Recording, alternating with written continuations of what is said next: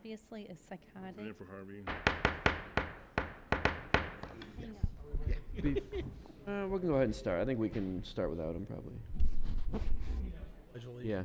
Before we begin, I have a quick note from the council clerk. She requested that I read. That's Anna. It is very important that everyone on council lean forward and speak directly into their microphones. The council meetings are live streamed and recorded. If you do not speak directly into the microphone, your comments will not be heard. We would also like to inform the public, if they wish to speak during a council meeting, to please sign in on the sheet located on the piano. It's also important that you speak directly into the microphone as well. If you have a difficult time adjusting the microphone, please feel free to remove it from the holder. Please make sure to place it back in the holder when you are finished. Audience comments are limited to 2 minutes. Thank you. I will now call the special council meeting of April 2nd, 2025 to order. Will you please rise and join me in the Pledge of Allegiance? I pledge allegiance to the flag of the United States of America and to the republic for which it stands, one nation, under God, indivisible, with liberty and justice for all. Please call roll. Perry? Here. Madden? Here. Foster? Here. Bilski? Here. Allner? Vincent? Here. Invite Lisa Taylor, the co-chair for the Citizens for the continuation of Orange Community Education and Recreation. I think she has a few words.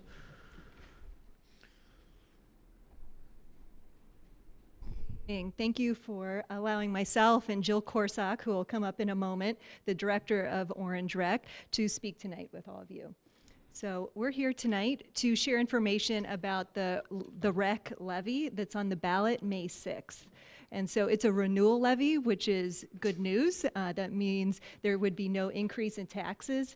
It's remained at the same amount since 1995. So, it's been going strong. And the real purpose of the levy is it supports 20% of the operating expenses at Orange Community Education and Recreation. So it helps fund some of the building costs, janitorial services, staff salaries that aren't actively in classrooms and helping our local citizens. So it's such a key component here to our community, bringing people together, perhaps many that wouldn't cross paths otherwise.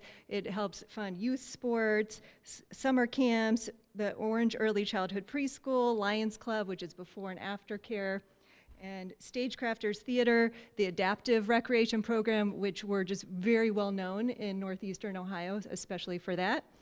The Orange Art Center, the Orange Senior Center, Adult Rec, aquatics, events, and much, much more. So I'll let Jill fill in any gaps here.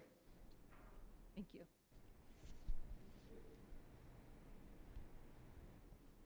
Thanks. As Lisa said, I'm Jill Korsak. I'm the director of OCER. And as Lisa so eloquently said, we're on the ballot May 6th. So I can answer questions. I can give you a little bit more information.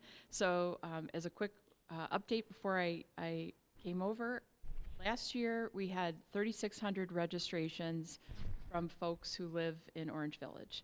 So it usually ends up as 4 registration per individual person, but 3,600 registrations were received. So 3,600 times people who live in Orange came and participated with us, and that's outside of preschool registration and before and after care, which is a different component in our software. So that's fabulous numbers we're really happy with. One of the big things that we try to convey so that people really understand in the community is that though OCER is under the auspices of Orange City School District, they are our governing and fiscal agent, we receive no funds from the school district. So every dollar that you vote on as a tax levy to go to Orange City Schools stays with K-12 education and does not fund our department. This levy funds our department.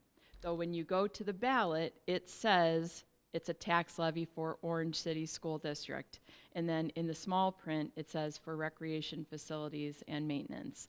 So it's really important that we help educate people so that when they see that, they don't think that, oh, geez, the schools are coming back again for another levy, or we thought we were going to get an opportunity to fund rec services, and now what's this? So that's a really key component that we try to inform people about during this process.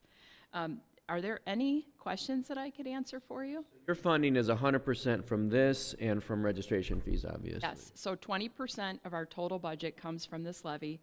80% comes from those registrations that we receive from all participants. Last year in total, we had about 20,000 registrations. So 3,600 made up a portion of that 20,000. Can you go over some of the numbers of what this means for each household per 100,000 in home value and things like that? Yes.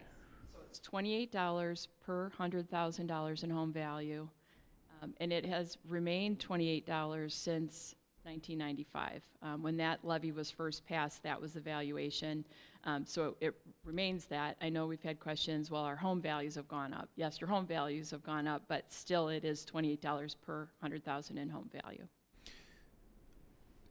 Continuation of that. It's not increasing any.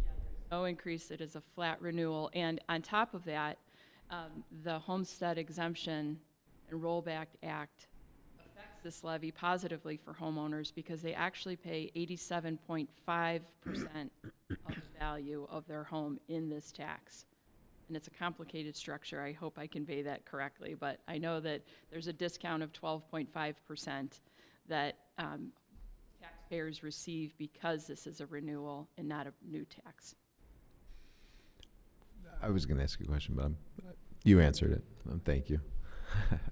I just want to thank you and Lisa for the extraordinary work you do. We've been lucky to participate in everything from the tiniest tiny tots in the preschool, the young fives there, all the way through the sports and stagecrafters, through adult programming and the senior programming, and it's all just been wonderful. So thank you, and as you know, I support the levy and I encourage everybody to.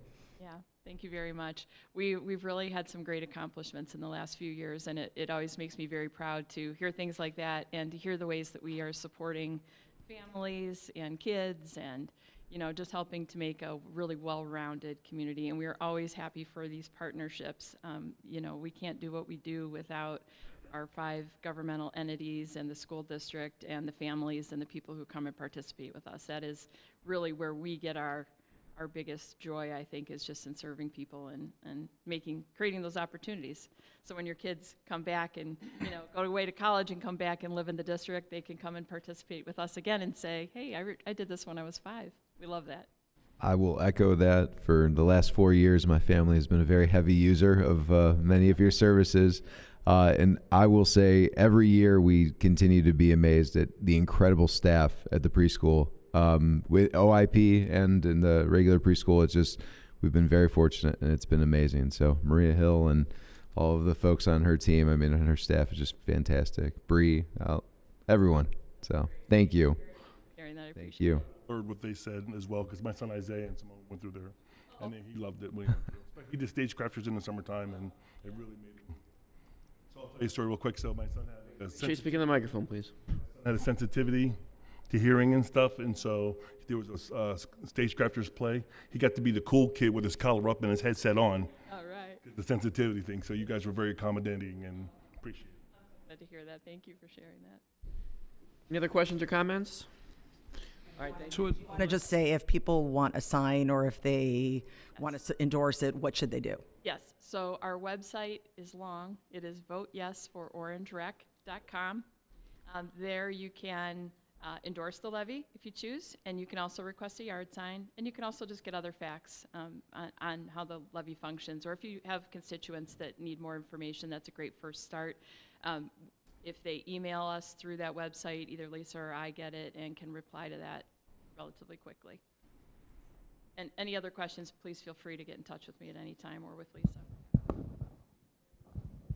I think, just want to add that the orange communities, the larger orange communities, are blessed with this organization and how it's run. It's very well run, and it provides so much benefit to our communities. When you said you have 3,600 registrations from Orange Village. That means every man, woman, and child, and a couple extra have actually been registered for something over there. So it's all good. Thank you. Thank you so much. All right, thank you, Jill. And Lisa. Is there a motion to authorize the purchase of 8 solar-powered radar speed signs from A&A Safety for a total cost not to exceed $27,626? Thank you. Stacy, is there a second? Second. I think Jeff got that one. Yes, this is the, we pursued the grant, the Cuyahoga County Supplemental Grant last year. We were awarded it in the amount of $27,640, and this vendor came in at $27,626. So they were the best and lowest, and that is the one we chose. I might add, we have to pay for it, and then we receive the funds. We do. There's, we have all the rules for the grant down, and we will comply with all of them, which includes spending the money first, and then we will be reimbursed 100%. These are permanent signs, right? Not the ones that get moved around. Permanent signs like the ones you see in Woodmere, they have them. We model off the same signs. We're considering it. We talked about the where, and we obviously talked about the main streets, but I know it was brought up about some of the developments too. Have you decided where these 8 are going? These 8 will go on some of the main arteries, Emory, Brainerd, Harvard, and Lander. That is the main pass-through streets, for lack of a better term. Harvard for sure. People use it to get to and from the freeway, so we're definitely going to hit that. But we want everybody coming into Orange to know to go slow, at least follow the speed limit. And the rest of the streets, we're going to try and create relationships and ask nicely before we start citing our friends. So we'll go with that. Maybe in the future we might expand the project, but right now we don't see the need for the signs in the development. Thank you.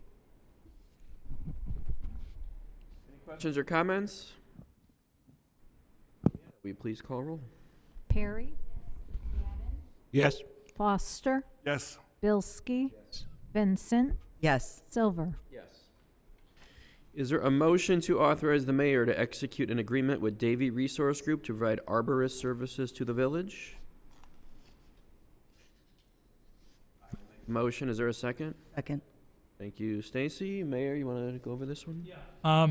As you know, we passed a tree preservation ordinance earlier this year, and one of the components of that tree preservation ordinance is to have an arborist who will be able to interpret both the plans submitted by developers and builders to make sure that they comply with the ordinance, and then to be able to provide field inspection when the work is actually done to make sure that they have complied with what is been approved on the plans. The cost for this will go through H funds.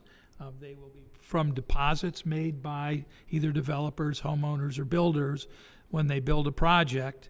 They will pay for the services of that, the arborist that we are going to hire. What you have before you is the contract that I need to sign to go forward with the hiring of the arborist. It will be, her name is Lizzie Swords, and after meeting with her tomorrow to discuss their role and what they're going to do, and wanted to have the contract available so that we can hand that off, because we have projects already that will need their involvement. The proposal mentions $150 per hour with a 4-hour minimum. Is that minimum per month, per job? What is it? We hire them for a particular project. It's a 4-hour Project? minimum. Okay. Let's work in tandem with what Kathy does. Kathy Moran. It's a whole, Kathy, quite honestly, Kathy provides sort of volunteer services for the village in review of landscape plans that come to the village as part of her role on the planning commission, review board. This is very specific to inspection, which Kathy does not do, and it really is focused on just the trees and making sure that those who are required to comply with the ordinance have done so. And their role will be twofold. Number one, reviewing the plans when they come in to make sure that they comply with the requirements of the code. And then when the project is executed, they will be called in to make a field inspection, sort of no different than Brian Mater does for civil engineering issues. And would they report back to planning and zoning, or would they come back to us? They would report back to the building department, and when they make the report to building department would act on it, unless it's something that needs to go back to planning and zoning for consideration. I'm hopeful that one of the interesting things we've seen with this new tree preservation code is that the plans have come in and the builders have figured it out. And they're, by and large, in compliance. With a little bit of help, they can be fully compliant, and they've been able to do that. So now we need to be able to enforce it. And this gives us the vehicle for enforcement. Any questions or comments? Please call roll. Perry, Yes. Madden, Yes. Foster, Yes. Bilski, Yes. Vincent, Yes. Silver. Yes. Is there a motion to approve the special council meeting minutes of March 5th, 2025? So moved. Stacy, is there a second? Second. I think you got in there again. Any questions or comments on them? All right, Anna, please call roll. Perry, Yes. Madden, Yes. Foster, Yes. Bilski, Yes. Vincent, Silver. Yes. Is there a motion to approve the council meeting minutes of March 12th, 2025? moved. Thank you, Lisa. Is there a second? Thank you, Phil. Any questions or comments on those minutes? All right, Anna, please call roll. Perry, Yes. Madden, Yes. Foster, Yes. Bilski, Yes. Vincent, Yes. Silver. Yes. Are there any audience comments relating to agenda items? Moving on, old business. Ordinance 2025-7 as amended. Ordinance amending section 1133.07 impact fees of the codified ordinances of Orange Village and declaring an emergency. This is on for second reading. It was approved and recommended by the Planning and Zoning Commission. So this is adjusting some of the fees that the developer for the Omni development would have to pay. It lowers them, but it's kind of a acknowledgement that they're donating a significant amount of land, 37 acres, to Orange Village. Is that a good way to put it, Mayor? I prefer to put it this way. They have provided an opportunity for us to acquire that land Okay. through the Western Reserve Land Conservancy's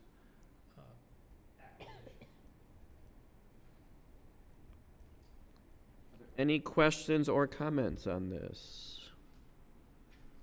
All right, this is on for second reading. We will vote on it next week then.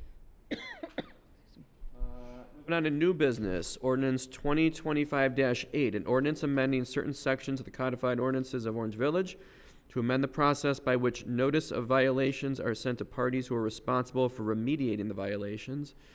This is on for first reading. Steve, do you want to go over this one? This is part of the project. We have a sort of a parallel ordinance going through, that has gone through, that deals with the zoning code. This doesn't require referral to Planning and Zoning Commission, so it can be enacted on a more expedited basis than that. Can you give us a high level what the changes are? It just, Bob McLaughlin and our prosecutors have worked to amend our code so that the process of serving the alleged violators is clarified, and it gives you, in-person certification or mailing or hand delivery if they're to the property if we don't have a current address. So it's consistent with the way the court wants to see this type of violation served on a defendant. Okay. one of the components of this amendment is that it requires that it go to someone, or an entity that has authority to act on behalf of the property. Very often, some of these go to a residence who's just a renter. so this necessitates serving the actual property owner, making sure that they've acknowledged its receipt. To be certain, things that are already grandfathered in, like things in right-of-ways or something that aren't interfering, that's not what you're going Right, after. this is just the procedure by which somebody who's invited, it doesn't enact any substantive changes to any of the codes. Process in general.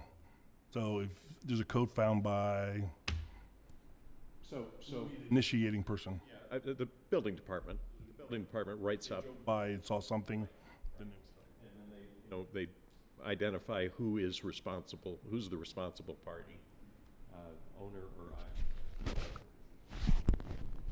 On the other hand, it's a complaint-driven process, so there may be either an observation on the part of the building department's housing inspector or by a neighbor who may have seen something and brings it to the attention of the building department for action.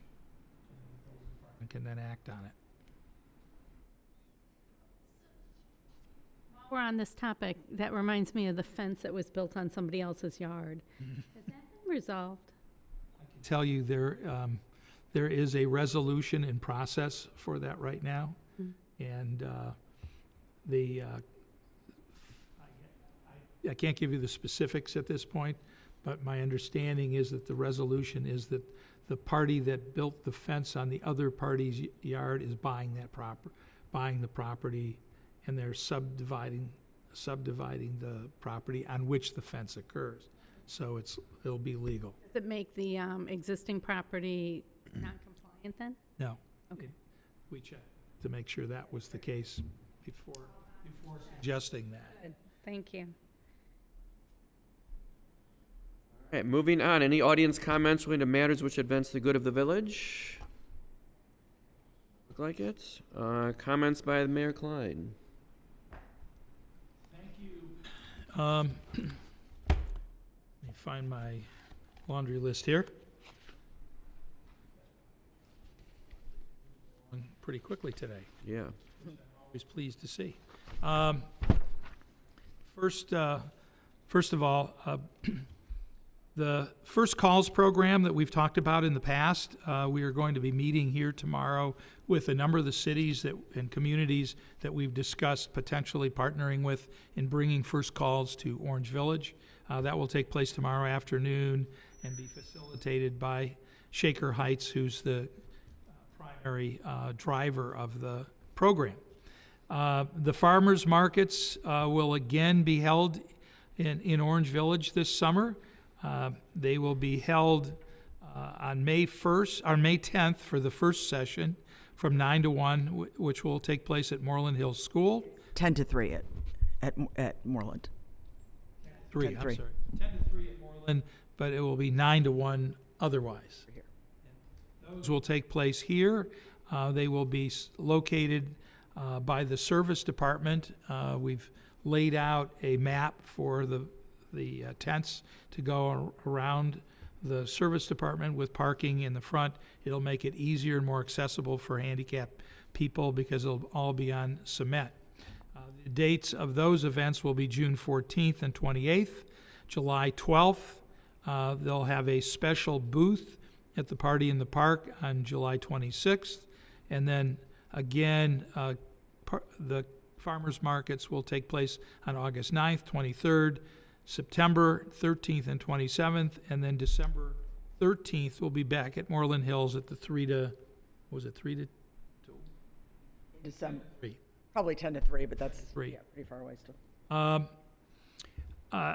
Last week, or 2 weeks ago, I attended a County Board of Health meeting, and one of the things that they focused on is addressing what they call 10 Essential Public Health Services Statement. And I wanted to talk about that just briefly. I'm putting that up on our website so people can see it.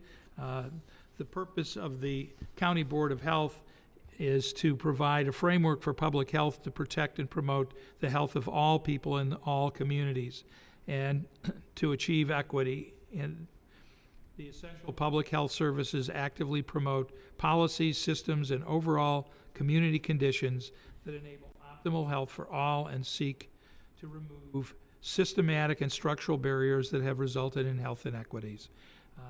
Please take a look at the 10 essential public health services that are provided by the County Board of Health. One of those is, and all of you are able to enjoy this, they brought us a case of garden seeds, and they're all in the Waddell room. So help yourself with packets of seeds, and you can plant vegetables in your yard, or if you're at the in the community garden, you can plant them there as well. And I want to acknowledge that this is April is Diversity Month. Orange Village, I am proud to say, is an incredibly diverse community with every imaginable ethnic, racial, social preference group that exists. And I'm proud that we are a community that embraces all as we do. And we have worked together over many months in the past to both recognize and protect that, and to consider that is an important value to Orange Village. And we look to continue to support that activity however it may be recognized. A couple other announcements here. Anna's list. Which you gave me earlier.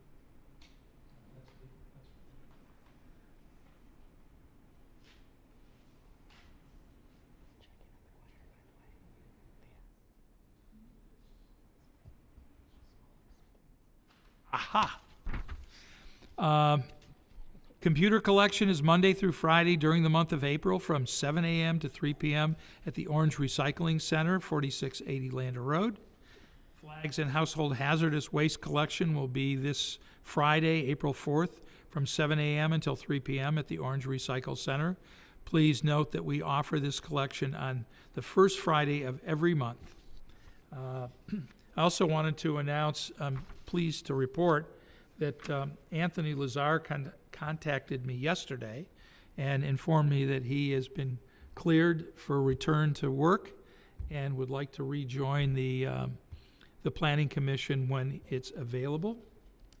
And when we've Scott Lewis will continue on the Planning Commission through April, and he will resign as of April 30th.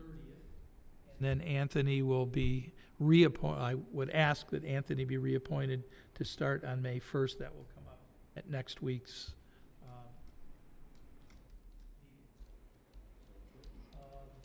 one last thing I wanted to talk about, and I just came across this in some stuff of my own. Thought it was appropriate and wanted to share it with everyone. I wrote a book several years ago for my grandkids called The Golf Song. And it's about the lessons I've learned in life from playing golf. And one of those that I wrote about is something that I call what mayors need to cultivate in learning to play golf. And there are 13 items. Number 1 is play fair and follow the rules. Number 2, take your turn in order. Number 3, be courteous. Number 4, compliment others' efforts. 5, be considerate of others. 6, exercise proper etiquette. Number 7, be generous. Number 8, engage strangers. You never know who your next best friend is. Number 9, never stand in someone else's line. Number 10, be quiet when others are playing. Number 11, be patient. Number 12, focus. And number 13, probably the most important, is take your medicine when you make a mistake. And so I thought I'd share that with everyone today. And that is all I have. Thank you. All right, thank you. I just have a quick question for Bob Zugan. Is there branch pickup anytime soon? Is there one coming up? Branch chipping? Mid-April. Okay. 21st, okay. 'Cause I've seen people have them out already, so I was just curious about that. Moving on to comments by council members. Lisa Perry.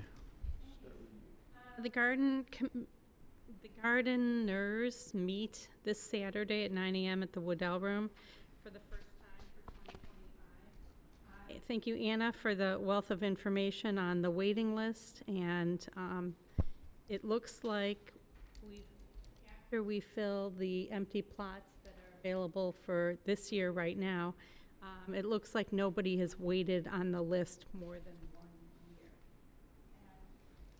And, we are both in Parks and Rec Committee looking at, and the Garden Committee, and the mayor is looking at solutions to, enlarging the garden. So it's all in the works. The Parks and Rec meets the third Tuesday of this month, and we're still discussing dog park issues, exploring more about that, and more to come. Thank you. One thing I forgot to mention, the Centennial Committee was supposed to meet next Thursday, April 10th, but that meeting will get rescheduled. I don't think we have a date yet, but we will announce it when we have that. Phil Madden. The Sustainability and Resilience Committee will be meeting next Tuesday, April 8th at 7 o'clock at Orange Hall. Jeff Foster. Chief, I was curious before I started, how was your guy, how was your patrolman? Is he coming back to duty anytime soon? I think so. To Sergeant Marvin? Yeah, Yeah. sorry. Yeah, he continues to improve. He's still currently cancer-free. He's going to continue his full regiment of chemo through April, and then rehab from that and try and make a full comeback. Nothing to report otherwise. Okay. Ryan Bilski. There's a Economic Development Committee meeting tomorrow night here in Village Hall. I forget which room, but I'll be keeping an eye out, and I will be here. It's at 7 p.m. tomorrow night, so tell your friends. And then now that hoping that spring is officially here and weather might start to cooperate, keep an eye out on our Facebook page for Active Orange and some in-person gatherings that will start to get on a more regular cadence going forward. Not that the weather was conducive to it, but do you know that today is National Walking Day? Really? Well, it's not too late, and it's actually just perfect. So maybe we'll plan the first event Tornado walking day? for this meeting. Yeah. So that's it. Thank you. All right. Thank you. Stacy. Good evening and thank you. I want to thank Anna for another beautiful newsletter, which should be in your mailboxes in the next day or so if it isn't already. It looks great and lots of wonderful information in there, so check it out. As the mayor mentioned, we had a wonderful meeting earlier this week with regard to the Artisan and Farmers Market. We collaborated with Arts and Culture, with Bob Zugan, with Anna, with the mayor, with representatives of the Market Board and Cuyahoga County Board of Health. We learned a ton. As he said, finalize the market dates and the new locations. So one thing that we do want to ask is we're looking to have each of the committees take one of the market days to represent your committee through a speaker or a table setup or educational information in some way. So I'll be reaching out to each of you individually to see if there's a certain day you'd like to take, like, for example, maybe around 4th of July might be a great one for veterans or things like that. So if you have an idea of a date you would like to take, please let me know. And we're just looking to provide information to our residents along with each of the markets. The Arts and Culture Committee will be hosting a craft and flower event. It's our first kickoff event at the May 10th market. We hope you all will come to support that at Moreland Hills Elementary School. I'll provide more details after our meeting this Thursday at 7 p.m. here at Village Hall for anyone who's interested, and I'll provide more information next week.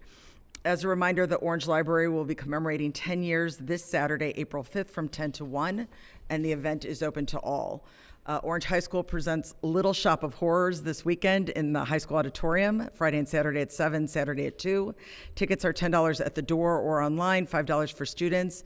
It is PG-13 recommended for the nature of the storyline. The school board next meets on Monday, April 7th. To any and all who have businesses or know of businesses, if Pinecrest is listening, if anyone may be looking for student help, OHS is hosting its annual Job Career Fair on Thursday, April 17th between 10 and 1:15. The high school is dedicated to connecting students with local businesses to help them secure both summer employment and even long-term opportunities. The goal is to engage students in experiences that contribute to the development of important life skills. This has been a huge success in the past for both businesses needing help and students' endeavors. So if you're interested, please reach out to the high school guidance office, or you could talk to me about it by this Friday. Can middle school students go to that? 8th graders? It's during the school day. I don't know if it's been asked, but that's a great question. And if they're looking for help for the younger set, that might be a great thing. So I'll check. I'll let you know. Thank you. Great question. Speaking of businesses, it was an honor to participate in the ribbon cutting of Laser Away at Pinecrest last week as acting mayor. So I want to thank Judd and Brent and Pinecrest for the opportunity. And I want to welcome all of the new wonderful shops in Orange Village at Pinecrest and around the area. Please check them out. Congratulations to Orange resident Justin Beechler, whose college hockey team, the Middle Tennessee State Blue Raiders, won the Collegiate Hockey Division II championship in its very first trip to the conference playoffs. And obviously he was a member of that team, so congratulations. And one last thing, the annual Kiwanis Egg Hunt is coming up on April 19th, rain or shine. Stay tuned for more details next week, but mark your calendars now, rain or shine at 1 p.m. sharp on the Orange Schools campus. Thank you. All right, thank you. I will make a motion to adjourn to executive session for the purpose of preparing for, conducting, or reviewing negotiations or bargaining sessions with public employees concerning their compensation or other terms and conditions of their employment. Is there a second? Second. Thank you. On that. Perry? Yes. Madden? Foster? Bilski? Vincent? Yes. Silver? Yes. Thank you. We will not be voting anything or conducting any further business once we reconvene. Chief Roberts, you're probably staying?